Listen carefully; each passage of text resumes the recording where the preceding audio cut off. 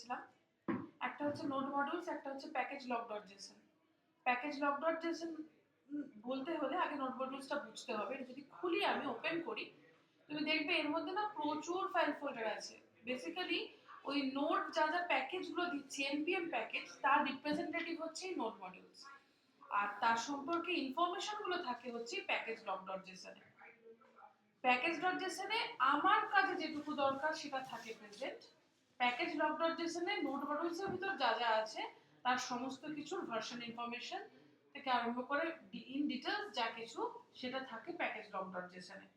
প্রসেনজিৎ তখন বলতে গিয়ে এই প্যাকেজ লক ডট জেসন এর সাথে ডিপেন্ডেন্সিটাকে গুলিয়ে ফেলেছিলেন।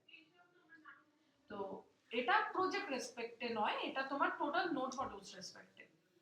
আর যখন তুমি প্রজেক্টটাকে গিটে আপ করবে তখন কিন্তু তোমার কাজের জন্য নোড মডিউলসটা গিটে যাওয়ার কোনো দরকার নেই।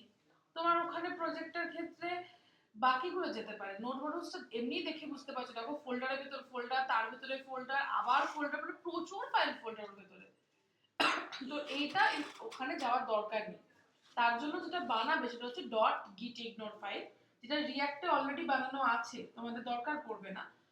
বাট এমনি কাজের ক্ষেত্রে ডট গিট ইগনোর ফাইল আমাদের আলাদা করে বানাতে হবে।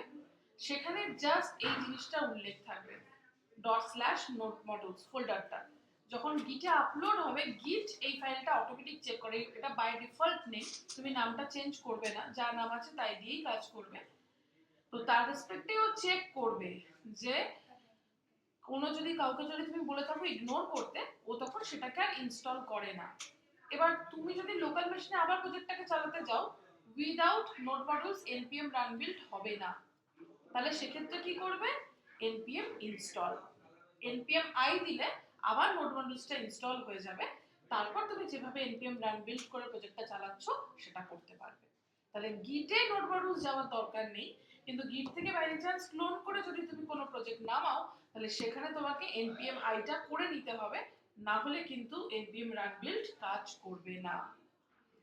আর নোড মডিউলস ভুলেও গিটে আপ করতে যাবে না, প্রচুর ফাইল ফোল্ডার লোড হয়ে নাও হতে পারে তখন গিটে প্রজেক্ট আপ।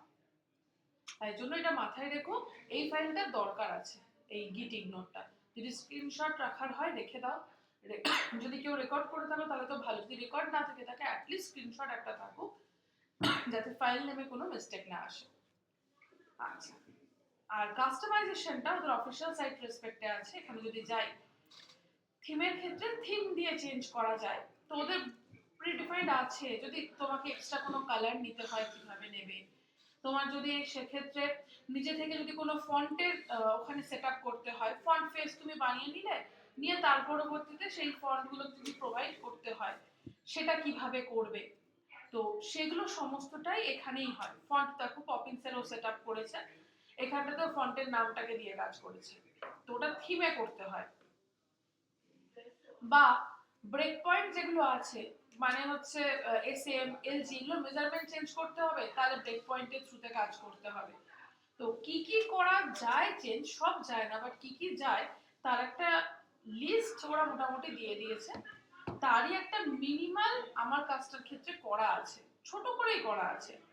তো এই দেখো যেমন ব্রেক পয়েন্টার গুলোর ক্ষেত্রে আমি মেজারমেন্ট গুলো করে মিড লেংথ নিয়ে কাজ করে, তো আমি তার রেসপেক্টে কিছু মেজারমেন্ট এখানে দিয়েছি। তুমি এখানে তোমার মতো করে চেঞ্জেসও করতে পারো, 320 দিয়ে কাজ করবে, তো তখন ও এসএম এলজি গুলোকে এই রেসপেক্টে বুঝতে শুরু করবে। আমি কালার নিচের মতো করে জেনারেট করেছি, এবার এটাকে যখন অ্যাক্সেস করব, বিজি নেভি দিয়ে করতে পারি, বিজি নেভি 100, বিজি নেভি 200, এভাবেও যেতে পারবো। আমি জাস্ট কালার কোডটা দিয়ে কালারটাকে রেখে নিয়েছি, এবং এটাকে আরজিবি এও দেওয়া যায়, এটাকে হেক্সাডেসিমাল কালার কোডও দেওয়া যায়। তো কালারটাকে জাস্ট আমি তৈরি করে রাখলাম নিজের মতো। তোমার তো ফিগমা ফাইল থেকে করতে গেলে কালার লাগবেই, সেই কালার সবসময় তো ওখানে থাকবে এরকম নয়, তখন তুমি থিমের থ্রুতে করতে পারো। আর যদি কোনো ইউটিলিটি ক্লাসে চেঞ্জ আনতে হয় তাহলে আগে @utility লিখে তারপর সেই ক্লাসটাতে চেঞ্জ আনা যায়। তোমাদের হয়তো আর বাকি কিছুতে লাগবে না, কিন্তু কন্টেনারটা লাগবে। তো সেই কন্টেনারের সেটআপটাই আমি এখানে করে রেখেছি। ম্যাক্স উইথটা দিয়েছি, ওদের বাই ডিফল্ট উইথটা থাকেই 100%, তো যেটা থাকে তার সাথে এটা অ্যাপেন্ড হয়ে যাবে, জুড়ে যাবে। আর প্যাডিং এর ক্ষেত্রে প্যাডিং ইনলাইন মানে হচ্ছে তোমার লেফট আর রাইট রেসপেক্টে কাজ করাচ্ছে, আমরা তো তাই দিই। যেভাবে মেজারমেন্ট দিই বা মার্জিনের ক্ষেত্রে জিরো অটো দিই, এখানে ইনলাইন দিয়েছি মানে শুধুমাত্র উইথ বাই জিরো দেখছে, তার রেসপেক্টে সেটআপটা। তো এই জায়গাটা তোমাদের কিছু কাজে দরকার হবে, আর ইউটিলিটিটা দরকার হবে, তাহলে তোমার ফিগমা দিয়ে কনভার্সনে আর কোনো অসুবিধা হবে না। এটারও একটা স্ক্রিনশট রেখে দাও। স্ক্রিনশট নিলে তো আমার স্ক্রিনশটগুলো আবার নিতে হবে মেশিনে তোমার। তুই নে। না নি বিক্রম কাছ থেকে নিয়ে আচ্ছা ঠিক আছে। এই এটা বাদ দিয়ে খুব বেশি আর কিছু নেই, তুমি এইটুকু জিনিসটা দিয়েও কাজটা করতে পারো। প্লাস ওদের অফিসিয়াল ডকুমেন্টেশনটাকে প্লিজ ভালো করে পড়ো, যত পড়বে তত ভালো। আমি চাইবো এই দুটো দিন শনি রবিটা তোমরা কাজে লাগিয়ে একটুখানি ওভারভিউ রাখো, তাহলে আমি সোমবার যখন দেবো ফিগমাটা তোমাদের কাজ করতে সুবিধা হবে। এটা হলো কথা। বলো কিসের চিন্তায় পড়ে গেছে মনে হচ্ছে। আর আর রীতি স্যারটা আমি সায়েন্স স্যারের সঙ্গে কথা বলি, সায়েন্স স্যার যেদিন দিতে বলবে আমি সেভাবে প্রজেক্ট পাঠাবো। এবং জানতে হবে প্রজেক্ট রেসপেক্টে যাবেন। এখন তো প্রজেক্ট রেসপেক্টে তোমাদের কি প্রজেক্ট দিয়েছিলাম তখন, না মেলে দিয়েছিলাম? মেলে দিয়েছিলাম। এখন তো ওখানে প্রজেক্টসে আপলোড করা যায়। এই প্রজেক্টটা কিভাবে দিতে হবে আমি জেনে নিয়ে মানডে তোমাদের প্রজেক্টটাকে দিয়ে দেবো। ঠিক আছে? আমি এখানে কিছু জনের কাজ দেখতে পারলাম, বাকিদের পারলাম না। তারা আমাকে সোমবার একটু ফিডব্যাক দেবে হোয়াটসঅ্যাপ গ্রুপটাতে, যে কাজটা হচ্ছে নাকি হচ্ছে না। আর অক্ষয় আর প্রসেনজিতের ক্ষেত্রে ফিগমার কাজটা হবে, কিন্তু সেই কাজটার ক্ষেত্রে আমার কাজটা চাই হচ্ছে রিয়াক্ট রেসপেক্ট।